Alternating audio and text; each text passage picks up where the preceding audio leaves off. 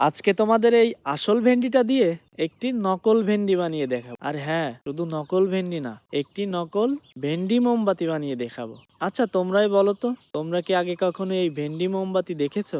যদি না দেখো তাহলে সমস্যা নেই, আমি তোমাদেরকে বানিয়ে দেখাবো। তো যাই হোক, শুরু করা যাক। সেই আগের মতো আমি ভেন্ডি দিয়ে আর মাটি দিয়ে একটি ছাঁচ তৈরি করে নিলাম। তো যাই হোক, আমি এই সাদা মোমের মধ্যে এক টুকরো সবুজ রঙের মোম দিয়ে দিলাম, যাতে ভেন্ডির যে সবুজ কালারটা সেই কালারটা পাই। তো আমি এইভাবে গলিয়ে নিয়েছি, নিয়ে মোমটা মাটির ছাঁচের ভিতরে ঢেলে দিয়েছি। তো ঢেলে দেওয়ার পর কিছুক্ষণ তো রাখতে হবে।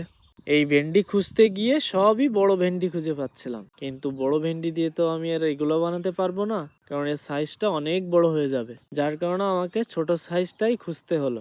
মাটির ছাঁচ থেকে ভেন্ডিটা যখন উঠালাম তখন আমি তো নিজেই অবাক হলাম। আসলে আমি এটাও ভাবতে পারিনি জিনিসটা এত সুন্দর হবে আর এতটা পারফেক্টলি ভাবে হবে। ভেন্ডিটার দ্বিতীয় অংশ করার জন্য আমি ছাঁচের ভিতরে মোম ঢেলে দিলাম। দেওয়ার পর কিছুক্ষণ পর আমি মাঝখানে একটি সলতে দিয়ে দিলাম। তারপর বাকি অংশটুকু দিয়ে দিলাম, যাতে পারফেক্টলি পুরো অংশটুকু হয়ে যায়। তো আমি কিছুক্ষণ ওয়েট করলাম। কিছুক্ষণ ওয়েট করার পর এখন দেখি রেজাল্টটা কি আসে। আর সবসময় তোমাদের থেকে আইডিয়া পেলে একটু বেশিই ভালো লাগে, কারণ তোমাদের আইডিয়ার জিনিসগুলো বানাতে একটু বেশি আগ্রহ মনে হয়। মোমের জিনিসগুলো সবসময় আমার ভালো লাগে, এই জন্যই আমি মোম দিয়ে কাজ করার চেষ্টা করি। বাহ, রেজাল্টটা কিন্তু দারুণ আসছে। আমার কাছে তো ঠিকঠাকই লাগছে। তো তোমাদের কাছে কেমন লাগছে অবশ্যই কিন্তু বলবে।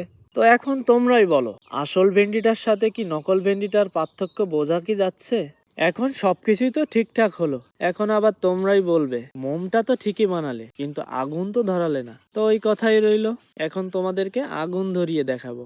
মোমবাতিটা আগুন ধরানোর পর তোমরাই এখন বলো জিনিসটা কেমন হয়েছে, তোমাদের কাছে কেমন লেগেছে। মোম দিয়ে তো আমি অনেক কিছুই বানিয়ে ফেললাম, জানি না আরো কত কিছু বানাতে হবে। আমিও চাই আরো কিছু বানাতে, নতুন নতুন কিছু তৈরি করতে। তো আজকের মতন এখানেই শেষ, দেখা হচ্ছে আবার নতুন কিছু নিয়ে।